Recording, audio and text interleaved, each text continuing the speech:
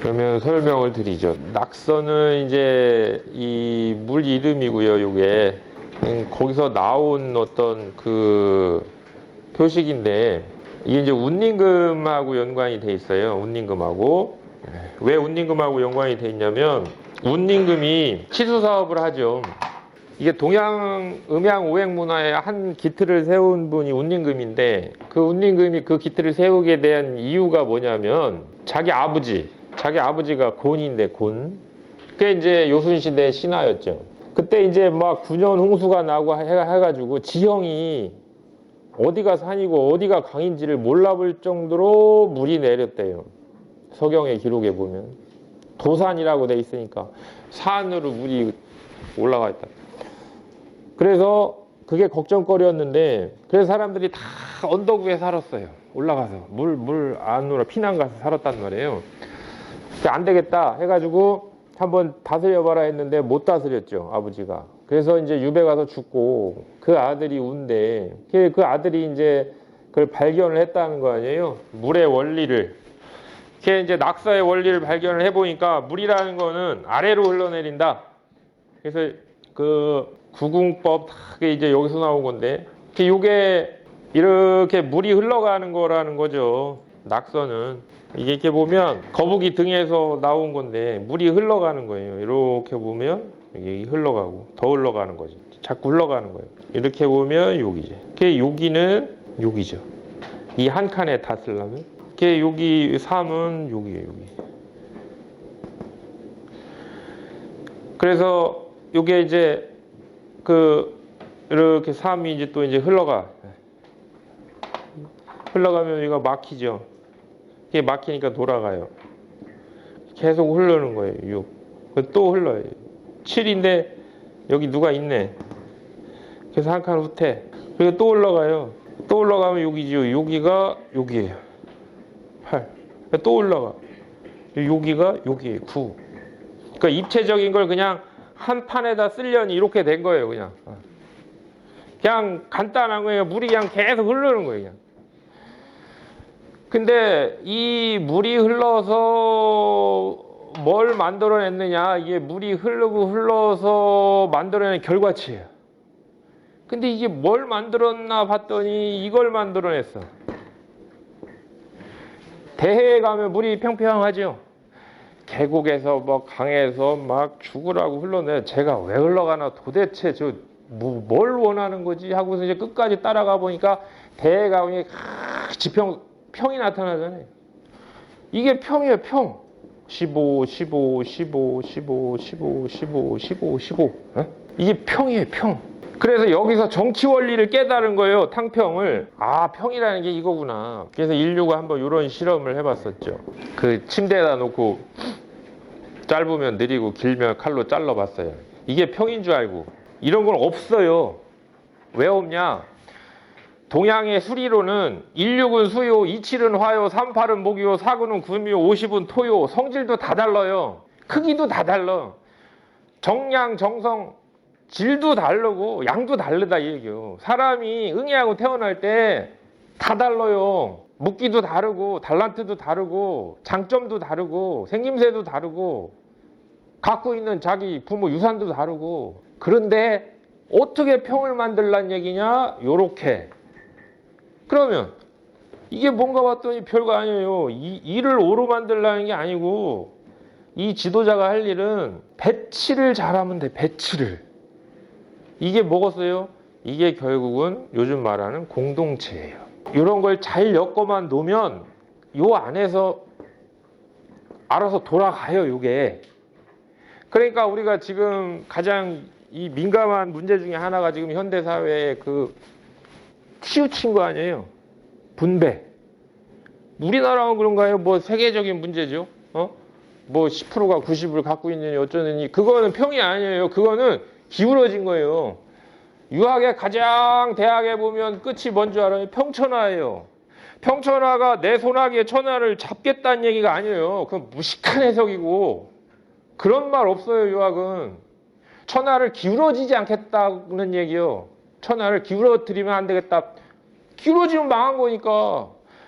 그래서 이게 이게 저울대에다가 이렇게 물건 놓고 다는 거예요. 저울이에요, 저울. 저울질 하는 거예요.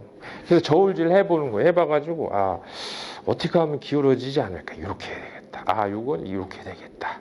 그거를 잘하는 게 평천한데, 지금 우리가 살고 있는 시대의 화두 아니에요, 그게. 어떻게 하면 이거를 기울어지지 않게 할까? 그러면 그런 모델이 뭐냐? 낙서예요. 그러니까 사람들은 뭐 이게 꼼짝꼼짝 하면 낙서가 맨날 그거에만 쓰는 줄 알아. 아니, 낙서의 의미 자체가 정치학이에요. 비전을 보여주는 거예요. 어떻게 하면은 운님금한테 하늘이 계실래 해서 어떻게 하면 네가 이 물을 다스리면서 사회를 어떻게 다스릴지 깨달아라. 그래서 여기서 나온 게 탕탕평평 탕평책 아니에요?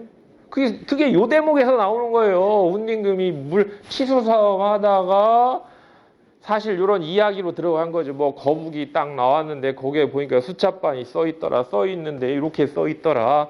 이걸 보고 치수의 원리도 깨닫고 정치의 원리도 깨달아 가지고 홍보물을 짓고 거기에서 탕평을 냈다 하잖아요. 근데 우리는 그런 글을 읽으면 이게 한번 들어가 봐야 돼요. 원래 제가 늘 말씀드리지만 인문학은 쇼핑이 아니라고 늘 말씀드리는데 왜 그러냐면 그 배려버리는 거예요. 왜?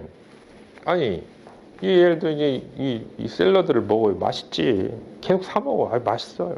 먹고 땡. 근데 공자가 뭘 했냐면은 사람들이 안 먹는 사람은 없지만 그 진정한 맛을 알 수 있는 사람은 거의 없다.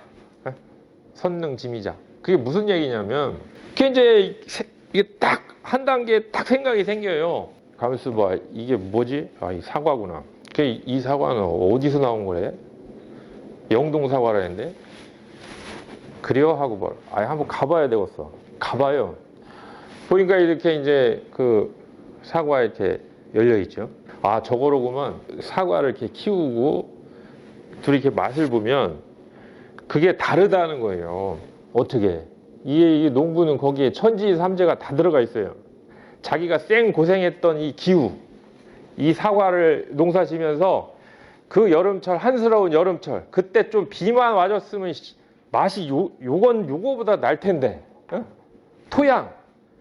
아, 그때 여기다가 너무 저기 한다고 이 거름을 너무 많이 친 것 같아. 아무래도 이거 안 되겠네. 인사. 아, 조금만 더 부지런히 해가지고 그때 그렇게 할 걸.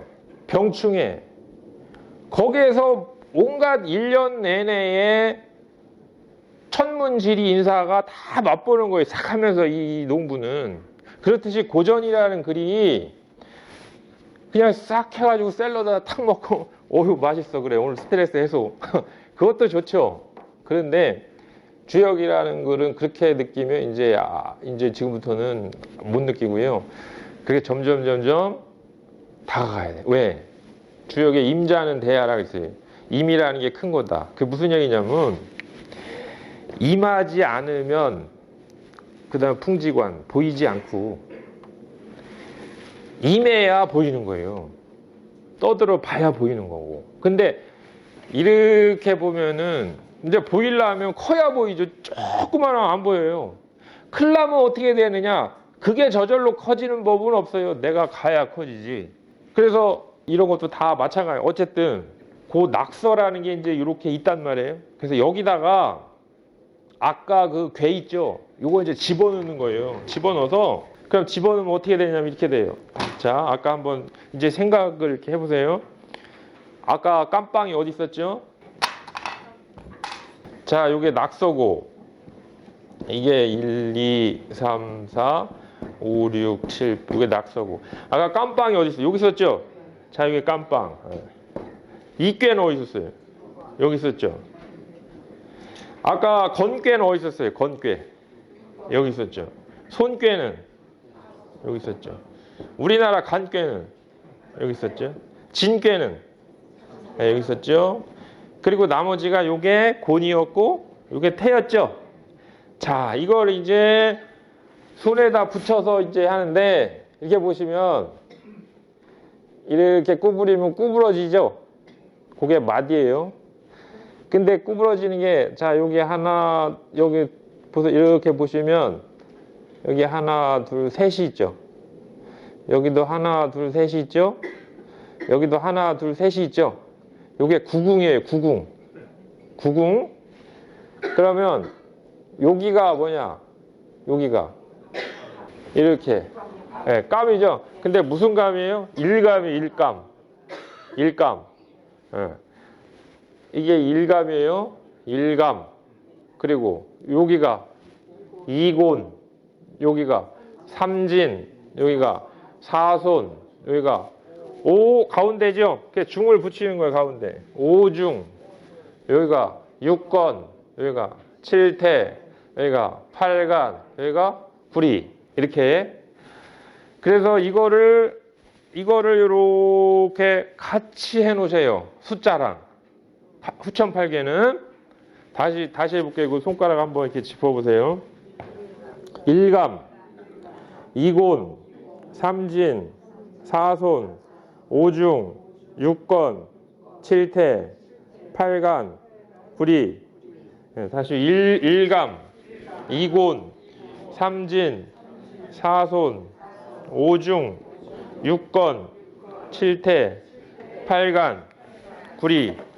자, 그게 이제 아까 말씀드린 후천팔계 요거죠. 이걸 잘 이제 이거는 어떻게 보면 옛날에 공부하신 분들 이걸요 벼른방에다 붙여놔요. 붙여놓고 감상을 하는 거죠. 그림 감상을 하는데 이게 그림이 재미가 없죠. 좀 추상적이라. 그런데 잘 보면 여기에서 무궁한 그 묘리가 또 맛보면 또 나온다는 거예요. 그래서 자 한번 보죠. 숫자는 없지만 요게 일감, 요게 이곤, 요게 삼진, 요게 사손, 요게 오중, 요게 육건, 요게 칠태, 요게 팔간, 요게 구리. 그래서 옛날 사람들이 요 진꾀가 요게 잘 보면 이게 용띠 있잖아요. 용. 진방. 이게 왼쪽에 있잖아요. 용이에요, 용. 근데 왼쪽은 푸른색으로, 오방색으로 푸르니까 청룡이라는 말이에요. 왼쪽에 있죠. 요게 좌청룡이에요. 요 진꾀가. 요거는 오른쪽에 있고 희구 이게 아가리 벌린 범의 형상으로 봤어요. 이걸 백호예요. 백호. 서방 백호, 우백호. 요거는 주작, 남주작. 요거는 북현무. 그렇죠. 그래서 요게 좌청룡, 요게 우백호, 요게 남주작, 요게 북현무. 그래서 각각의 지니고 있는 그런 어떤 괴의 성격 그런 거 이제 그런 것도 중요하지만 요거를 잘 일단 숙지를 하시라는 거예요. 그래서 이 후천팔계는 처음에는 잘 안 떠올라요, 방위가. 근데 시간이 이건 걸려요. 걸리지만 현실에서 쓰는 건 다 이걸 써요. 그래서 이것도 잘 적어 놓으셨다가 이렇게 이제 저기를 하시면 돼요.